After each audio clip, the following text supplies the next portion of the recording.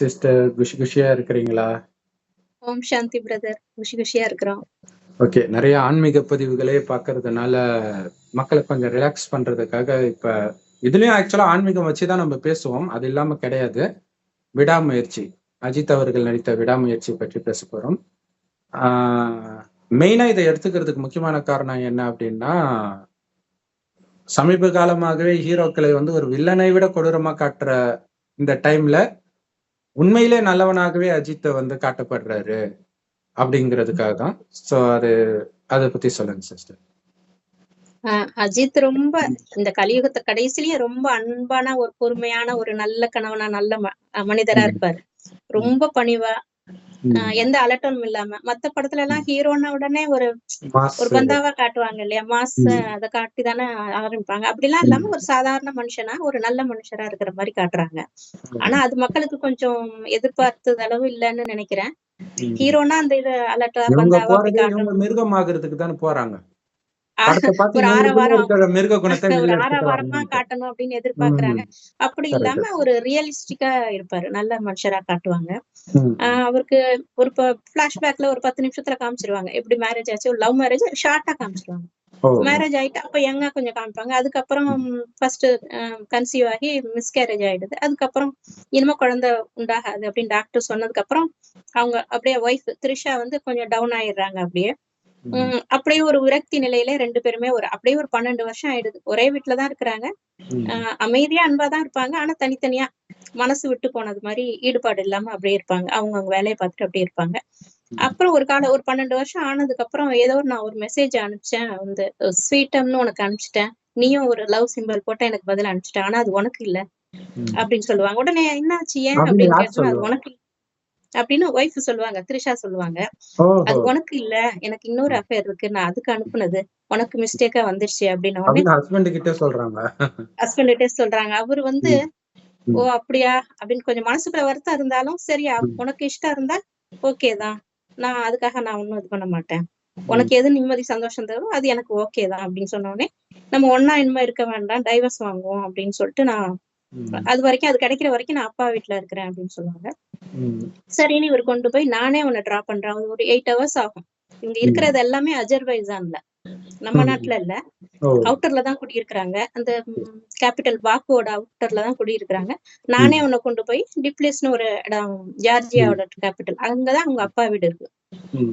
ரோட்ல தான் டிராவல் பண்ணி போனோம், 8 hours ஆகும், நானே கொண்டு போய் விடுறேன்னு சொல்லிட்டு கார்ல ஏத்தி கூட்டிட்டு போற, லக்கேஜ் எல்லாம் எடுத்து வச்சுக்கிட்டு வர்றாங்க. இதுதான் நமக்கு லாஸ்ட் 2 பேரும் ஒன்னா சேர்ந்து பயணம் பண்றது அப்படின்னு சொல்லிட்டு 2 பேரும் கொஞ்சம் ஒரு மாதிரி டல்லா கார்ல வந்துட்டு இருப்பாங்க. அதுக்கு நடுவுலதான் ஒரு 4 பசங்க, இப்ப நம்ம ஈஸியால நடந்ததுல அந்த மாதிரி குறுக்க வந்து மறிச்சு கிரிச்சு என்னமோ பண்ணி. இன்னொரு ஆச்சரியமான விஷயம் என்னன்னா, அந்த டாப் ஹீரோஸ்ல சக்சஸ்ஃபுல்லான மேரேஜ் லைஃப் அஜித்துக்கு தான் இருக்குது. அவருக்கு தான் படத்துல ஃபெயிலியர் மாதிரி காட்டுறாங்க. அதனாலதான் மத்தவங்க எல்லாம் இதை எடுத்திருக்க மாட்டாங்கன்னு நினைக்கிறேன். ஏன்னா அவங்க வாழ்க்கையை பிரதிபலிக்கிற மாதிரி இருந்துடக்கூடாதுன்ட்டு. சொல்லுங்க சிஸ்டர். அப்புறம் அப்படி டிராவல் பண்ணிட்டு போயிட்டு இருக்கும்போது எனக்கு ஒரு மாதிரி இருக்கு, நான் ஏதாவது கடையில போய் ஏதாவது வாங்கினா அங்க ஒண்ணுமே இருக்க மாட்டேங்குது. அஜர்பைஜான்ல அவுட்டர்ல அப்படிதான் இருக்கும், ஃபுல்லா வெறும் வெட்ட வெளியாதான் இருக்கும், டெசர்ட் மாதிரிதான் இருக்கும், ஒரு கடையும் இருக்காது, ஒண்ணு இருக்காது. கொஞ்சம் தூரத்துல கடை இருக்கு அப்படின்னு சொல்லிட்டு அவுட்டர்ல வந்து மொபைல் போனும் ஒர்க் ஆகாது, மொபைல் டேட்டாவும் கிடைக்காது, அந்த மாதிரிதான் இருப்பாங்க. அது வந்து ஒரு கடைக்கு போய் ஏதாவது வாங்கலாம் அப்படின்னு பார்த்து ஒரு சூப்பர் மார்க்கெட் ரொம்ப தூரம் தள்ளி ஒரு பெட்ரோல் பங்க் மாதிரி ஒரு இடத்துல சூப்பர் மார்க்கெட்ல போய் ஏதோ வாங்குறாங்க, ஜூஸ் மாதிரி ஏதோ வாங்கிட்டு இருக்கும்போது அங்க 2 பேரும் இன்ட்ரடியூஸ் ஆகுறாங்க. நான் தான் தமிழ்காரங்க தான், தூத்துக்குடி தான் அப்படின்னு சொல்லிட்டு அந்த லேடி வந்து என் ஹஸ்பண்ட் இதுன்னு அர்ஜுனை காமிச்சு இன்ட்ரோடியூஸ் பண்ணி விடுறாங்க. நாங்க வந்து ட்ரக் வச்சிருக்கிறோம் அப்படின்னு கொஞ்சம் ரொம்ப நல்லா பேசுறாங்க. திடீர்னு அப்படியா அப்படின்னு கேட்டுட்டு ரொம்ப சந்தோஷம் உங்களை மீட் பண்ணதுல அப்படின்னு சொல்லிட்டு வரும்போது இவர் தான் அஸ்ரித் அப்படின்னு அவர் பேரெல்லாம் சொல்லி இன்ட்ரடியூஸ் பண்ணிட்டு வர்றாங்க. அப்புறம் இவர் பாத்துட்டு இருக்காரு. அப்புறம் காரை திறந்து பார்த்து என்னமோ அதெல்லாம் சரியா இருக்கான்னு செக் பண்ணிட்டு இருக்கும்போது அந்த பசங்க குறுக்க வந்து பேசிட்டு இருந்தானுங்கல்ல, வழிமறைச்சு இடிக்கிற மாதிரி வந்து அந்த 4 பசங்க அந்த இடத்துக்கு வந்து வம்பு பண்றாங்க. அப்போ காரை சுத்தி பார்த்து கார்ல நல்லா சூப்பரா இருக்கே அப்படின்னு சொல்லிட்டு அந்த 4 பசங்களும் ட்ரிங்க்ஸ் பண்ண மாதிரி இருக்கு, வேணும்னே வம்பு பண்றாங்கன்னு இவர் பொறுமையா இருக்கிறாரு. நான் வந்து இடிக்கிற மாதிரி வந்துட்டேன், சாரி சொல்லனே சாரி சொல்றாரு. நானும் கொஞ்சம் அவசரப்பட்டு ஓட்டினேன், நீயும் அப்படி ஓட்டின, நானும் சாரி சொல்லிக்கிறேன் அப்படின்னு சொல்லிட்டு ரொம்ப பணிவாதான் இருப்பாரு. சாரி சொல்லிட்டா முடிஞ்சிட்டான்னு ஏதோ ஒரு வம்புமா பேசிட்டு அதுக்குள்ள இவங்க வந்துருவாங்க. திருப்பி இவங்களை கூட்டிட்டு வந்துட்டு இருக்கும்போது திருப்பியும் கொஞ்சம் தூரத்துல வழிய மறிச்சு வம்பு பண்ணுவாங்க. அப்புறம் திருப்பியும் கொஞ்ச நேரத்துல ஏதோ பிரேக் ஏதோ இது பண்ணி ஒயர் ஏதோ கட் பண்ணி விட்டுருவாங்க அந்த பசங்க. அப்புறம் தான் நின்றோம். அங்க நிக்கும் போதே ஏதோ பண்ணிருக்காங்க போல இருக்கு. கொஞ்ச நேரத்துல கார் நின்றோம். அப்புறம் தான் ஒண்ணுமே இருக்காதா, அந்த ட்ரக் மறுபடியும் வந்துகிட்டு இருக்கும். அந்த மீட் பண்ணாங்க இல்லையா அந்த வில்லன் அர்ஜுன். அப்ப நமக்கு வில்லன்னு தெரியாது. அது வில்லன், நமக்கு வில்லன்னு தெரியாது. அவங்க வருவாங்க அந்த ட்ரக்ல எடுத்துட்டு அந்த ஹஸ்பண்ட் அண்ட் ஒய்ஃப் வருவாங்க. இந்த மாதிரி ஆயிடுச்சுன உடனே, சரி உங்களுக்கு போகணும்னா நான் முதல்ல உங்களுக்கு கொஞ்சம் உடம்பு முடியாத மாதிரி இருக்குன்னா உங்க ஒய்ஃபை நான் கூட்டிட்டு போயிடுறேன். உங்களுக்கு எப்போ ரிப்பேர் பண்ண முடியுமோ அப்ப வந்து இது பண்ணிக்கோங்க.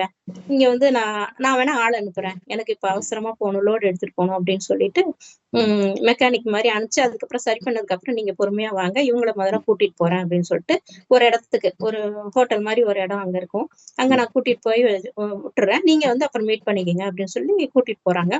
கூட்டிட்டு போனவங்க அதுக்கப்புறம் கொஞ்ச நேரத்திலேயே பாக்குறாரு அந்த ஒயர் கட் ஆயிருக்குன்னு, அதையும் சரி பண்ணிடுறாரு.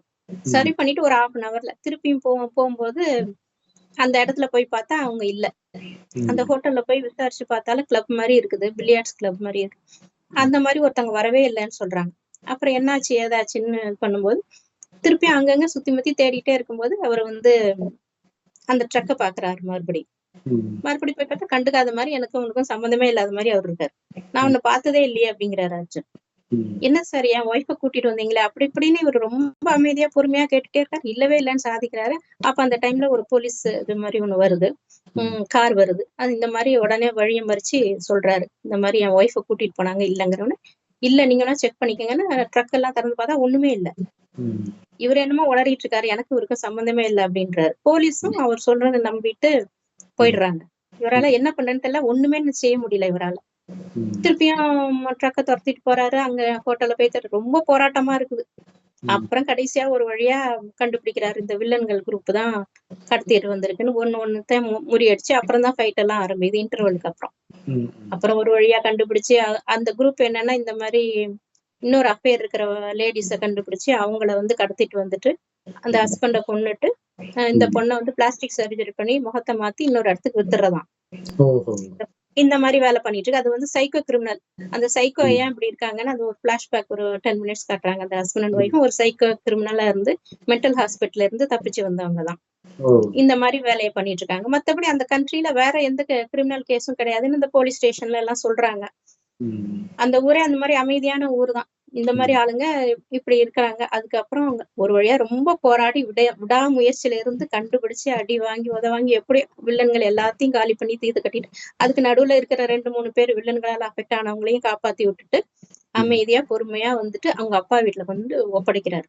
அதுக்குள்ள அடிபட்டு ரத்தம் எல்லாம் வடிஞ்சு அந்த அவங்கள காப்பாத்தி கொண்டு வந்து ஒப்படைச்சிட்டு நிம்மதியா இருக்கிறாரு. அப்ப வந்து இவ்வளவு கஷ்டப்பட்டு நான் உன்னை வேண்டான்னு சொல்லிட்டு வந்தோம், எனக்காக நீ இவ்வளவு செஞ்சிய எப்படி அப்படின்னு கேக்குறேன். உன் மேல இருக்கிற லவ் தான் அப்படின்னு சொல்றாரு. அதுக்கப்புறம் ஒரு மனசு மாறி இவங்க கூட சேர்ந்துடுறாரு. அவ்வளவுதான் கதை. கதை எப்படி இருக்குது ஃபுல்லா அந்த கள்ள தொடர்புன்றது சர்வசாதாரணமா இருக்கிறதுனால இது அப்படி ஆகுது. பட் ஜென்ரலா வந்து கள்ளத்தொடர்புல இருந்த பிறகு அவங்களுக்கு உதவி பண்ணணும்னு யாரும் நினைக்க மாட்டாங்க ஃபர்ஸ்ட். பட் ஆனா அப்படி நினைக்கிறவங்களே எனக்கு தெரியும். அது வந்து பிரம்மகுமாரியா இருக்கிறவங்க. அதாவது ஒரு பொண்ணு வந்து நான் அப்படிதான் இருப்பேன் அப்படின்னு சொல்லுது. சரிங்க பிரதர், அவங்கதான் அப்படி இருக்கிறாங்களே, விட்டுலாம் இல்ல நீங்க. இல்ல அந்த பாவம் அந்த பொண்ணு அப்பா அம்மா இல்லாத பொண்ணு நாங்கடா. சோ அது இந்த ஞானம் வந்து அப்படி மாத்துது. சோ அப்படி ஒருத்தராக அங்க அஜித் காட்டுறாரு. கமர்ஷியலுக்காக ஃபைட் இதெல்லாம் காட்டுறாங்க. இத கேட்கும்போது விஸ்வரூபம் கதை மாதிரியே இருக்குது. விஸ்வரூபம்னா இதே மாதிரிதான் இருக்கும். அஃபேரா இருக்கும், இத வச்சு மாறி வர மாதிரி இருக்கும். பாட்டு இதெல்லாம் இருக்குல்ல படத்துல? எதுவுமே இல்ல. பாட்டு காமெடி எதுவுமே கிடையாது. ஸ்டார்டிங்ல அந்த கல்யாணம்னு காமிப்பாங்களே அந்த ஒரு சாங் தான் இருக்கும். அதுக்கப்புறம் ஃபுல்லா இந்த மாதிரியே தான் இருக்கும். இந்த மசாலா, இந்த டபுள் மீனிங் அந்த மாதிரி எதுவுமே இருக்காது. காமெடியும் இருக்காது, எதுவுமே இருக்காது. இங்கிலீஷ் படம் மாதிரி இருக்கு. இது இங்கிலீஷ் படத்தோட தழுவல் தான், பிரேக் டவுன்ற படத்தோட தழுவல் தான் அப்படின்னு சொல்றாங்க. டீசென்ட்டா எடுத்திருக்காங்க படம். சோ இங்க வெறும் மசாலா படமே பார்த்தவங்களுக்கு இது பிடிக்காம இப்படி ஒரு கண்ட்ரி இருக்குமா அப்படின்னு நம்ப முடியாத மாதிரி ப்ளூ மாரன் எல்லாம் எழுதியிருக்கிறாரு. அசர்பைஜானே அப்படிதான் இருக்கு, உண்மையிலே அப்படிதான் இருக்கு. ஒரு போலீஸ் ஸ்டேஷன் தான் இருக்கும், எங்கேயோ ஒரு இடத்துல இருக்கும், எங்கேயோ ஒரு இடத்துல பேங்க் இருக்கும், அந்த ஊர்ல பேப்பர் கூட இருக்காது. கிட்டத்தட்ட அது இந்த ஆட்சி அதிபர் ஆட்சி மாதிரி தான் இருக்கும். நம்ம ஜனநாயகம் கிடையாது. வெளி உலகமே தெரியாத மாதிரி அப்படிதான் இருப்பாங்க. இங்கிலீஷும் தெரியாது. அதுவும் பெரிய பிரச்சனை. இதுல வேற இதுல இங்கிலீஷ் தெரியலன்னு அந்த கூகுள்ல மாத்தி மாத்தி இங்கிலீஷ் லாங்குவேஜ் வர்ற மாதிரி டிரான்ஸ்லேட் பண்ணும் பாருங்க, அதுதான் யூஸ் பண்ணுவாங்க. அங்க போனா அப்படிதான் டிரான்ஸ்லேட்டர் வச்சுதான் நம்ம பாத்துக்கணும். தவிர அதுவும் தெரியாது, சுத்தமா தெரியாது. நம்மளை விட ஒரு 40-50 வருஷம் பின்தங்கிய நிலையில தான் இருக்கிற மாதிரி இருக்கும். இன்னமுமே நம்மளோட பழைய ஹிந்தி படம் ராஜ் கபூர், அமிதாப் காலத்து படத்தை தான் இன்னும் அவங்க எல்லாம் பாத்துட்டு இருக்காங்க. அந்த அளவுதான் இருக்காங்க. ஏதோ செல்போன் யூஸ் பண்றாங்க, மொபைல் யூஸ் பண்றாங்க, அந்த அளவு இருக்கு, அவ்வளவுதான். மத்தபடி ரொம்ப சிம்பிளான வாழ்க்கை. ரொம்ப அந்த படாடோபம் ஆடம்பரம் அதெல்லாம் கிடையாது. கிளப் பப் அப்படிலாம் கிடையாது. சரி, ஓகே. ஸோ படத்துடைய கதை இதுதான். அஃபேர் வைக்கிறாங்க. ஆக்சுவலா இது இதுல இன்னொரு முக்கியமான விஷயம் என்னன்னா, நிறைய வீடுகள்ல இன்னைக்கு இப்படிதான் இருக்கிறாங்க கணவன் மனைவி. வீட்டுல இருப்பாங்க, ஒருத்தர் பேசிக்க மாட்டாங்க. அந்த பேசுறதுக்காகவே கண்டுபிடிச்ச மாதிரி இப்ப வாட்ஸ்அப் யூஸ் ஆகுது. கள்ள தொடர்புக்கும் அந்த வாட்ஸ்அப் தான் யூஸ் ஆகுது. கணவன் மனைவிக்கு இடையிலுமே கம்யூனிகேஷன் வாட்ஸ்அப்ல தான். இந்த பொருளை வாங்கிட்டு வா, ஓகே வாங்கிட்டு வந்துட்டேன், ஸ்கூலுக்கு பையனை இட்டு போ, அவ்வளவுதான். ஜஸ்ட் இத முதல்ல இதே மாதிரி பேசி இருந்தாங்கன்னா பிரிஞ்சே இருக்க மாட்டாங்க. அப்ப கச்சா மச்சான்னு பேசி மனைவியோட டைம் ஸ்பெண்ட் பண்ணணும்னு பண்ணிதான் பிரச்சனையே. இல்ல அமைதியா இருந்தாலும் பிரச்சனை இருக்காதுல. எல்லாம் அடிக்ட் ஆயிட்டாங்க பேசுறதுக்கும் கேட்கறதுக்கும். அப்படி புருஷன் இல்லாட்டினா கூட ஏதாவது கத்திக்கிட்டு இருக்கணும், அதுக்குன்னே டிவி வாங்கி போட்டுரு வீட்டுல. அப்படி ஒரு சத்தத்துக்கு அடிமை ஆயிட்டாங்க.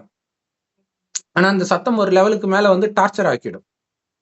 ஒரேடியா அமைதியா இருக்கிறது கூட ஒரு காரணமா இருக்கலாம். அவங்களுக்கு இன்னொரு அஃபேர் வர்றதுக்கோ என்னமோ தெரியல. அது சொல்லுவாங்க, ஆனா அதெல்லாம் காமிக்க மாட்டாங்க.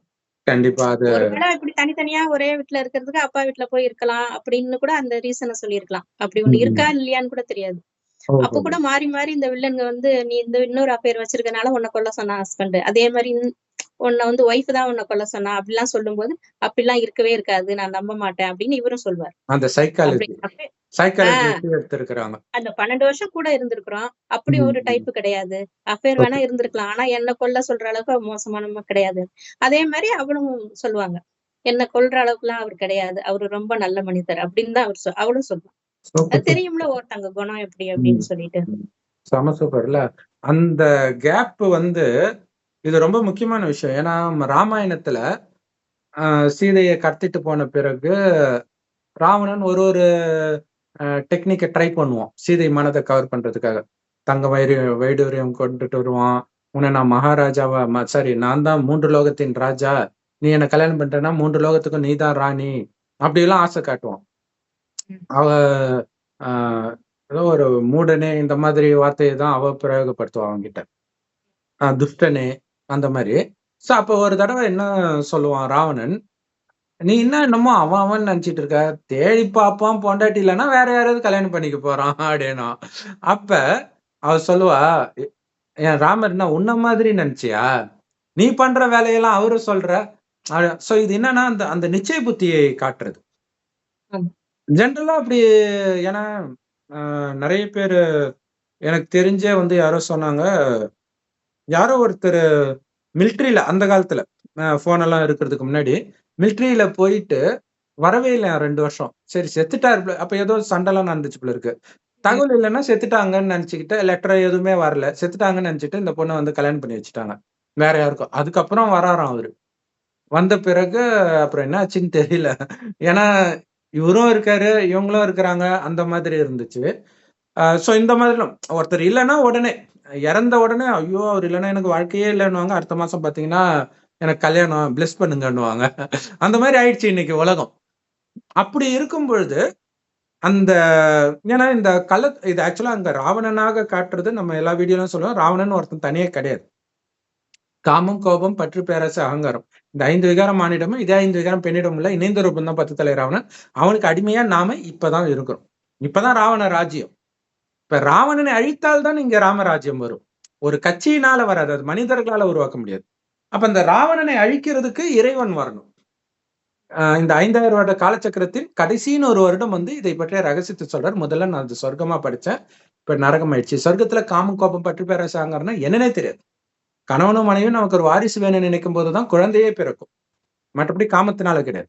அதனாலதான் அவங்களை இன்னை வரைக்கும் நம்ம கோயில் கட்டி கும்பிடுறோம். ஆனா அப்படி இருந்தவர்கள் யாருன்னா மறுஜன்மம் எடுத்து அனைத்தையும் இழந்திருக்கிற நீங்க தான் அதுன்ற. அது சொல்றதுக்கு தான் கடவுள் சிவபெருமான் இறுதியில வர்றார். இந்த ஞானத்தை கொடுக்கிறார். இப்ப நீங்க மீண்டும் இழந்த ராஜ்யத்தை அடைய முடியும். அப்ப இருந்த குணத்தை இப்ப நீங்க எடுத்துட்டு வந்துட்டீங்கன்னா மீண்டும் இந்த பூமி சொர்க்கம் ஆயிடும்ன்றது. அப்ப அங்க காமம் கோபம் பற்றி பேராசாங்கன்னா என்னன்னே தெரியாது. இங்க 8வது படிக்கிற பொண்ணுங்களே ராகிங் பண்ணி சாகடிக்கிறாங்க. பசங்களோட போய் காமத்துல ஈடுபடுறாங்க. இந்த அளவுக்கு மோசமாயிடுச்சு உலகம். கலியுகம் முத்திடுச்சு. இப்ப எப்படி அப்படி ஆக முடியும்? இறைவன் சொல்றாரு ஆக முடியும். என்ன பண்ணீங்கன்னா இப்ப ராவணன் உங்களை கடத்திட்டான். இப்ப நாம தான் அந்த சீதைகள். ஒட்டுமொத்த உலகமும் ராவணனுடைய ஜெயில் தான். இப்ப இதுல இருந்து தப்பிக்கிறதுக்கு என்ன வழி? அங்க சீதை என்ன பண்றாங்களோ அதான் வழி. என்ன வழி? சதா சிவனையே பூஜை பண்ணிட்டு இருப்பான். ராமரை நினைக்கிற மாதிரியும் காட்டுவாங்க. ஆனா சிவன் முன்னாடிதான் இருப்பாங்க எப்பவுமே. அப்ப சிவன் தான் அங்க ராமன் ஒரிஜினலா. நம்ம மீட்க வந்த ராமர் சிவபெருமான் தான். அங்க ராமர் திரேதாயுக ராமரை காட்டிட்டாங்க. அப்ப அவருடைய நினைவுலயே இருக்கணும். அவரு உத்தரவாதம் கொடுக்கிறார். நினைச்சா அந்த செகண்ட் நான் அங்க இருப்பேன்ற. எந்த மனிதனாலையும் அது முடியாது. கடவுளால மட்டும்தான் முடியாது. ஏன்னா அவருக்கு உடம்பு கிடையாது. அவர் யார் உடம்புல வேணாலும் பிரவேசிக்கலாம். கடைசி 100 வருடம் ஒரு வயோதிகர் உடல்ல வந்துதான் இந்த ஞானத்தையே கொடுக்குறாரு. அதை வச்சுதான் நம்ம இப்ப பேசுறோம். அந்த வயோதிகருக்கு பிரம்மான் பேர் வைக்கிறாரு. அதைத்தான் குரான் பைபிள்ல ஆதாம்னு சொல்றாங்க. அவர் வாய் வழியா கொடுக்கிற ஞானத்தின் சாரம் மீண்டும் உங்களை ஆத்மான்னு உணர்ந்து என்னை நினைவு பண்ணுங்க. ஏன்னா சொர்க்கத்துல ஆத்மான்ற உணர்வுலதான் நீங்களும் இருப்பீங்க. அதாவது உயிர். அது புருவ மத்தியில நட்சத்திரம் மாதிரி இருந்து கண் வழியா பார்க்கும், வாய் வழியா பேசும், எல்லா வேலையும் செய்யும். அது போயிடுச்சுன்னா எந்த உடம்புல இருக்கிற எதுவுமே வேலை செய்யாது. இப்ப உடல் மூலமாக எல்லா வேலையும் பண்ணவர் ஆத்மா தான். இந்த உடம்பை விட்டுட்டா அவர் தப்பிச்சிட மாட்டார். இன்னொரு உடம்பு எடுத்துதான் தண்டனை அனுபவிப்பார். சோ இது இயல்பாகவே அங்க கவனம் இருக்கும். ஆத்மால கவனம் இருக்கும்போது சதா ஆனந்தமா இருப்பாங்க. ஏன்னா ஆத்மாவுடைய உண்மையான குணம் அது. அப்படி இருந்த ஆத்மா கொஞ்சம் கொஞ்சமாக உடல்ன்ற உணர்வுக்கு வந்தது 2500 வருஷம் கழிச்சு. அப்படிதான் கொஞ்சம் கொஞ்சமா காமம் கோபம் இதெல்லாம் கொஞ்சம் கொஞ்சமா வருது. அதாவது மனைவி அவங்க கிட்ட இருந்து அது ஒரு லெவலுக்கு மேல போகும்போது எழுதப்பட்டது ராமாயணம், மகாபாரதம், இந்த கதைகள் காவியங்கள்லாம் எழுதப்பட்டது அப்பதான். உடல் உணர்வு ஆரம்பிச்ச உடனேவே இந்த முனிவர்கள் சித்தர்கள்லாம் நிறைய இதெல்லாம் எழுதினாங்க. ஆனா அவங்க வாழ்ந்தது 2500 வருஷம் முன்னாடி. நாராயணன் வாழ்ந்தது. ராமர் வாழ்ந்தது பாத்தீங்கன்னா அதுக்கு முன்னாடி 1250 வருடம் முன்பு. நாராயணனோட 9வது பிறவிதான் ராமரா. மற்றபடி மகாபாரத ராமாயணத்துல நடந்த எதுவுமே சொர்க்கத்தில் நடக்கல. அங்க யாருடைய மனைவியும் யாரும் கடத்தலாம் மாட்டாங்க. ஏன்னா அவங்க மனைவியே அவங்க பார்க்க மாட்டாங்க. அவன் எதுக்கு மத்தவங்க மனைவியை பார்க்க போறாங்க இல்லையா? ஆனந்தமா அந்த ஒரு தூய்மையான நிலை இருந்துகிட்டே இருக்கும் இயல்பாக. அப்படி இருந்தது இன்னைக்கு ஃபுல்லா இவ்வளவு மோசமா அப்படி பார்த்த உடனே பற்று வருது. இந்த மாதிரிலாம் 8வது படிக்கும் போது இன்னொருத்தவங்க கூட ஓடி போறது. இதெல்லாம் அந்த அளவுக்கு ஆத்மா பலகீனமானது காரணம் உடம்புன்ற உணர்வுல மூழ்கி போயிட்டாங்க. இப்ப அதுல இருந்து வெளியில வாங்க. ஆத்மானு மீண்டும் உணர்ந்து என்னையே நினைவு பண்ணுங்க. ஒரு கணவன் மனைவியே நினைச்சிட்டு இருக்கிற மாதிரி என்னை நினைவு பண்ணுங்க. பதிவிரதைன்ட்டு, அதாவது பத்தினின்னு சொல்லுவோம் இல்லையா? கணவனை தவிர யாரையும் ஏறெடுத்து பார்க்காதவள். அப்படி என்னை தவிர யாரையும் நீங்க பார்க்கவோ கேட்கவோ நினைக்கவோ கூடாது. மனதுனால ஸ்தூலக்கண் பார்த்தனாலும் புத்தியில இறைவன் தான் தெரிஞ்சுட்டு இருக்கணும். சோ அப்படி நீங்க என்னை நினைங்கன்னு கடவுள் சொல்றாரு. அப்படி இருக்கிறது தான் இதுவரைக்கும் நம்ம காம கோபம் பற்றி பேராசை அகங்காரத்துல செஞ்ச பாவத்தினால்தான் அனைத்தையும் இழந்துட்டோம். சொர்க்கத்துல இருந்த அழகு, ஆரோக்கியம், செல்வம் எல்லாத்தையும். அது அனைத்தும் உங்களுக்கு வரும் நீங்க அப்படி இருந்தீங்கன்னா. அப்படி இருக்கிறீங்களா அப்படின்றத சாத்தான் செக் பண்ணுவான். சாத்தான் அதுக்காக தான். சாத்தான்றது இந்த 5 விகாரங்கள் தான். ஏன்னா இது வரைக்கும் அந்த விகாரத்துல மூழ்கி கடந்தோம்ல, எது நம்ம வீக்னஸ் முன் ஜென்மத்துல எதுல விழுந்தோம்னு நமக்கே ஞாபகம் இருக்காது. ஆனா சாத்தானுக்கு தெரியும். கரெக்டா அதை எடுத்துட்டு வருவான். அப்பயும் மனம் சலனமாகாம இருக்கணும்னா உண்மையிலே இறைவன் நினைவுல மட்டும் இருந்தா முடியும். அப்படி நீங்க இருக்கிறீங்களா? அப்ப இப்ப உங்களுடைய கணவன் யாரு? இறைவன். அப்படி நீங்க இறைவனை நினைக்கும் போது இந்த சாத்தான் இருக்கிறான் பாருங்க, உங்க மனசுக்குள்ளேயே பேசுவான். எல்லாம் எவ்வளவு அழகா இருக்கிறாங்க, உலகம் அப்படி ஜாலியா இருக்கிறத விட்டு இன்னமும் தாத்தா பாட்டி மாதிரி இப்பயே போய் இப்படி இருக்கிறியே இப்படி எல்லாம் பேசும். இததான் அங்க ராவணன் பேசுறான். எவ்வளவு ஜாலியா இருக்கலாம் நீ உட்கார்ந்துகிட்டு அந்த ஒண்ணும் இல்லாத பையன் பின்னாடி போய் இருக்கிற நீனு காட்டுல வாழ வேண்டியவளா நீ? நான் உன்னை எப்படி ஆக்குறேன்? இதுதான் அங்க பைபிள்லயும் வரும். சாத்தான் இயேசு அழைச்சிட்டு போயிட்டு இது எல்லாத்துக்கும் நான் உன்னை அதிபதி ஆக்குறேன். அவர் அப்பால போ சாத்தானேன்னு இங்க சீதையை காட்டுறது தான் அங்க இயேசுவை எடுத்துட்டு போய் சொல்றதா காட்டுறது. ஒரே விஷயம்தான். அதே மாதிரி கலத்தொடர்புல பாத்தீங்கன்னா ஒரு படம், சேதுன்ற ஒரு படம், அதுல பாத்தீங்கன்னா அந்த பொண்ணு ஐயரு பொண்ணு ஹீரோயின் அவளுக்கு அவ யாருக்கூடயும் பேசலாம் மாட்டா. ஒரு மாமா பையன் அவனை தான் கல்யாணம் பண்ணிக்கணும்ட்டு இருப்பா. இவரு சேதுக்கு வந்து அவரை பிடிச்சதுனால எப்படி பிரெயின் வாஷ் பண்ணுவார் ஹீரோனா, ஏய் நீ எல்லாம் எங்க இருக்க வேண்டியது, அவன் தயிர் சாதம், அவன் கூடவா நீ இருக்கிறது அப்படின்னாரு. இது எவ்வளவு பெரிய மோசமான சமுதாய சீர்கேடு. கட்சியில அது பாலா வாழ்க்கையில அது நடந்தது இல்ல. இந்த மாதிரி நெகட்டிவா இருக்கிறது அவருடைய வாழ்க்கையில நடக்குது இல்ல, அங்க இருக்கிறது தான் நடக்குது அப்படியே. இப்ப அவனும் அதே தான் சொல்லியிருப்பான். எவன் வந்து அப்படி பண்ணானோ அவனும் அதான் சொல்லியிருப்பான். நீ எப்படி தெரியுமா இருக்கணும், இதுதான் அங்க ராவணன் சொல்றதாக காட்டப்படுது. அப்படி ஒவ்வொரு புத்தி உனக்கு காலகட்டத்திலயும் அந்த ராமாயணம் நடக்குது. ஏதான் வீட்டுக்கு வீடு நடந்துகிட்டே ராமாயணம். இருக்கு. இந்த கதை கூட கிட்டத்தட்ட ராமாயணம் மாதிரிதான். ஒய்ஃப கிட்னாப் பண்ணி கூட்டிட்டு போறது, கரெக்ட். அப்புறம் திருப்பி இவரு மீட்டுட்டு வர்றது, எல்லாம் அந்த மாதிரிதான் இருக்கு. கரெக்ட். அதே மாதிரி அந்த அங்கே ராமன் வந்து கலியுக கடைசியில பிறந்திருந்தாருன்னா, கடைசி பிறவியில இப்படிதான் இருந்திருப்பாரு. அன்பா, அமைதியா, பணிவான ஆளாதான் இருக்காரு. ஒரு கரெக்ட். அலட்டல் இல்லாம அமைதியான குணமா தான் இருக்காரு. நல்ல குணமா தான் இருக்காரு. ம். அந்த மாதிரி ஒரு நல்ல கேரக்டர் தான். ஆனா அது மக்களுக்கு பிடிக்க மாட்டேங்குது பாருங்க. அந்த ப்ளூ சட்டை மாறன் கூட எல்லாத்தையும் குறை சொல்லுவாரு. இந்த படத்தையும் இப்படி எல்லாம் இல்லையேன்னு அது ஒரு குறையா சொல்றாரு. இப்படி எதுவுமே இல்லாம ஒரு ஊர் இருக்குமா? அப்படி இருக்குமா? அந்த ஊர் எப்படி டூரிசம் எப்படி டெவலப் ஆகும்? அந்த அஜர்பைஜான் ஊருக்கு அப்படிங்கிறாரே. அந்த ஊரை பத்தி இவ்வளவு கவலைப்படுறாரு. டூரிசம் எப்படி டெவலப் ஆகும் இப்படி இருந்தா அப்படிங்கிறாரே. நம்ம நாட்டுல இவ்வளவு சீரழிஞ்சு கிடக்குது. இவ்வளவு பப்ளிக்கா எல்லா இடத்துலயுமே இவ்வளவு மோசமான விஷயங்கள்லாம் நடக்குது. பப்ளிக்ல ட்ரெயின்ல நடக்குது, ஸ்கூல்ல நடக்குது, காலேஜ்ல நடக்குது. அது இவருக்கு தெரியல. இப்படி இருந்தா டூரிசம் எப்படி டெவலப் ஆகும் அப்படின்னு. அந்த ஊர் இப்படி இருந்தா இப்படி காட்டுறாங்களே அப்படிங்கிறாரு. இவருக்கு ஏன் ரசனை இப்படி வர வர அப்படி போகுது. அவ்வளவுதான். அது ஒருத்தருடைய ரசனை தானே அது. அது ஒரு சினிமா. பட் ஆனா அதுல உள்ள ரகசியம் வந்து இந்த மாதிரி நேரத்தில் ஒரு விதத்துல விஜய் சினிமா விட்டு போனது ஒரு முக்கியமான காரணம். இந்த மாதிரி படம் அவர் எடுக்கிறதுக்கு டைம் கிடைக்குது. இல்லாட்டினா அவரோட போட்டி போட்டு இவரும் மாஸ் ஹீரோன்னு காட்டிக்கிட்டு அது நல்லா இருக்காது இல்ல. சோ இனிமேல்ட்டாவது கொஞ்சம் அந்த மாஸ் ஹீரோ இதெல்லாம் குறைச்சிக்கிட்டு இவரே அந்த நல்ல படம் இமேஜ் கொடுக்க எல்லாம் உடைச்சிட்டு, ஆரம்பிச்சாருன்னா, அந்த ஹீரோ இமேஜ் எல்லாம் உடைச்சிட்டு நல்லா இவரே நடிச்சிருக்காரு. நல்ல படம் எடுக்க ஆரம்பிச்சாருன்னா அப்புறம் எல்லாருமே எடுக்க ஆரம்பிச்சிடுவாங்க இல்லையா. முன்னணி இருக்கிறவரே நல்ல படம் எடுக்கிறாருப்பா, அப்ப நம்ம நம்பி எடுக்கலாம் அப்படின்ட்டு இருப்பாங்க. சோ அது ஒரு பக்கம் போயிட்டு இருக்குது. ஆனா இன்னொரு பக்கம் வந்து இப்ப இது நரகம். இது வந்து கண்டினியூஸா நல்ல படம்லாம் வராது. மனிதனை சீரழிக்கிற பேட் கேர்ள்ஸ் படம் தான் வரும். இப்ப எதிர்ப்பு தெரிவிச்சாலும் போக போக அதுதான் ஓடும். ஏன்னா அது நார்மல் ஆயிடும் மக்களுக்கு. நார்மல் ஏன்னா இப்ப பாருங்க ஃபர்ஸ்ட் அந்த அண்ணா யூனிவர்சிட்டி அந்த பெண்ணை வந்து அப்ப பயங்கரமா பேசினாங்க.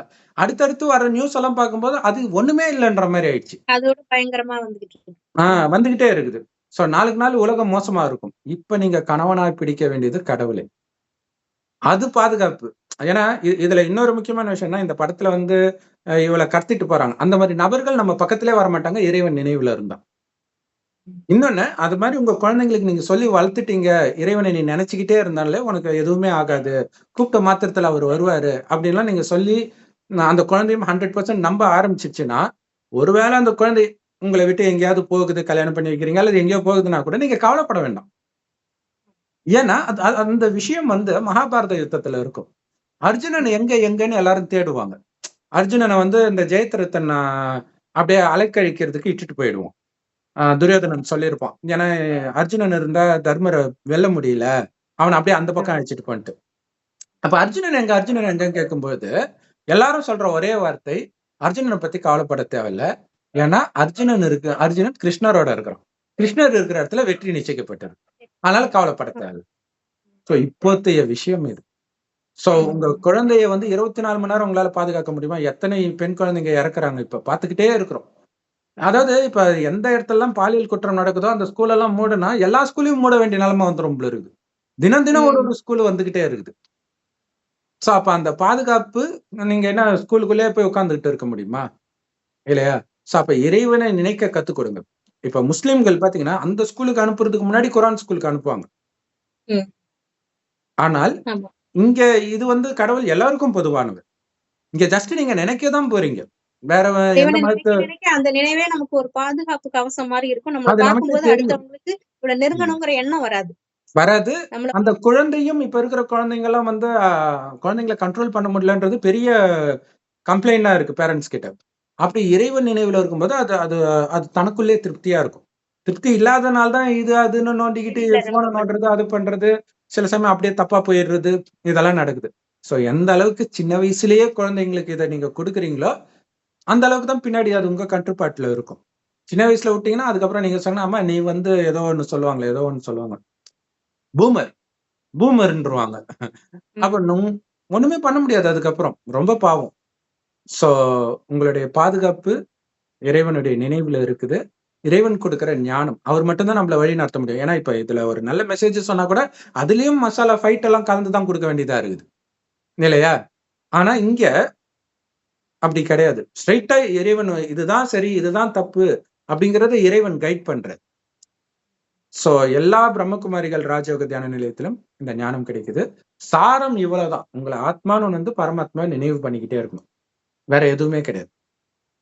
நினைவு பண்ணுங்க. அந்த முரளியை தினம் தினம் கேளுங்க. அது நீங்க யூடியூப் வெப்சைட்ல எந்த லாங்குவேஜ்ல பிரம்மகுமாரிஸ் முரளி தமிழ், இங்கிலீஷ் எந்த லாங்குவேஜுக்கு வேணுமோ அந்த லாங்குவேஜ்ல வரும். அவசியம் பாருங்க. முழுக்க முழுக்க ஃப்ரீ.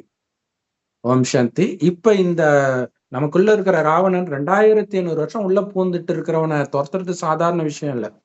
இதுக்குதான் விடாமுயற்சி தேவை. இல்லையா? ஏன்னா இது வந்து அந்த மனைவியை மீட்டு எடுத்துட்டு வர்றாரு அப்படி அந்த படத்துல காட்டுறாங்க. ஆனா அதுல வந்து அதான் அசுர குணம் உள்ள மனுஷங்களை அந்த ராமாயணத்துல அழிக்கிற மாதிரிதான். அந்த அரக்கர்கள் எல்லாம் அழிக்கிற மாதிரி போராடி பயங்கரமா போராடி வெற்றி அடைஞ்சு அவங்களெல்லாம் முடிச்சிட்டுதான் வந்து கூட்டிட்டு வர முடியும். ஆனால் நிஜத்தில் வந்து நிஜமாகவே மனைவி கள தொடர்புல இருக்கிறாங்களே, நிஜமாகவே கணவன் தொடர்புல இருக்கிறாங்களே, கள தொடர்புல அப்படி விட்டுட்டு போனா உங்களை பாதுகாத்துக்கிறதுக்கான வழி எந்த படமும் எடுக்க மாட்டாங்க. அதிகபட்சம் இவங்க இவ்வளவுதான் பண்ண முடியும். அவ நல்லவ, ஒண்ணு சேர்ந்துட்டாங்க. ஆனா நிஜத்துல அப்படி நடக்கிறது இல்லையா? இல்லையா? கணவனை கொலை பண்றதுக்கு தயாரா இருக்கிறாங்க அந்த பொண்ணு. இன்னொரு ஆளை வச்சுட்டு அப்படி எல்லாம் கஷ்டப்படுறாங்க. ரொம்ப கொடுமையா அந்த கணவன் மேல பழிய போட்டு கேஸ போட்டு அப்படியே தலைவலியா வந்துடுது. அது மாதிரி ஒரு 2-3 சகோதரர்கள் மாட்டி இருக்கிறாங்க. இன்னும் சகோதரிகளுடைய நிலைமை இன்னும் மோசமா இருக்கும் இந்த மாதிரி மாட்டினாங்கன்னா. சோ அப்ப என்னுடையவர்களே இல்லை இறைவனை தவிர எனக்கு யாரும் அப்படின்னு இருந்தா மட்டும்தான் நீங்க நிம்மதியா இருக்க முடியும். சோ அந்த மாதிரி விஷயம் வந்து இது வரைக்கும் எங்கேயுமே எடுக்கிறதும்